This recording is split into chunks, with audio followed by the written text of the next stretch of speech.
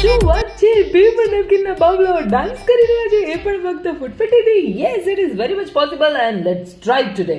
મેં આ activity internet પર જોઈને મને થયું આપણે કેમ રહી જઈએ, તો મેં આ બનાવ્યું. પેપર નેપકિનના આ રીતે 4 ફોલ્ડ્સ કરી લીધા અને એ 4 ફોલ્ડ્સ કર્યા પછી એના પર બાબલાનો શેપ ડ્રો કરવાનો છે. કોઈ પણ માર્કર કે સ્કેચ પેન તમે યુઝ કરી શકો છો. બસ ખાલી એટલું ધ્યાન રાખજો કે એના છે ને પગ થોડા લાંબા રાખવા. પહેલી વારમાં મેં બહુ ટૂંકા રાખેલા અને પછી મારે ફરીથી બનાવવું પડ્યું, એટલે તમારે ના બનાવવું પડે. એટલા માટે જ કહું છું કે અત્યારે દેખાય છે આ ડ્રોઈંગમાં એના કરતાં વધારે લાંબા ટાંટિયા રાખવા, એટલે તમે એને આરામથી આ રીતે ચીટકાડી શકો. કોઈ પણ હાર્ડ સરફેસ પર આ રીતે સલોડાથી ચીટકાડો અને પછી ઘીસ ઘીસ ઘીસ ઘીસ ઘીસ વોટર બોટલ કાં તો ફૂટપટ્ટી લઈને આ રીતે વાળમાં એને ઘસવાનું છે. તેલવાળા વાળમાં વધારે કામ કરે છે. તો અમે તો બધાને બેસાડી દીધા અને 1 બાય 1 બધાએ ઘસ્યું ને ફાઇનલી અમારો બાબલો ઊંચો થઈ ગયો. ભાઈ ડાન્સ કરવા માંડ્યો. પણ ચાલો આમાં કંઈક છે ને ગડબડ તો છે, સમજાતું નથી. દરેક વખતે ઊંચા નથી થતા, એટલે થોડી ધીરજ રાખવી. ક્યારેક થશે, ક્યારેક નહીં થાય, પણ આઈ એમ શ્યોર તમને બહુ મજા આવશે. અને જ્યારે એ ઊભા થશે ને અને ડાન્સ કરશે ને ત્યારે તમારો છોકરો ઘશ થઈ જશે.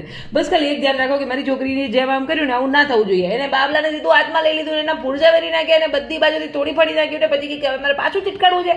એ ના થઈ શકે ભાઈ. ચીટકેલું બાબલું ઉકળી ગયા પછી ફરીથી કઈ રીતે ચીટકે, પણ સમજતા જ નથી.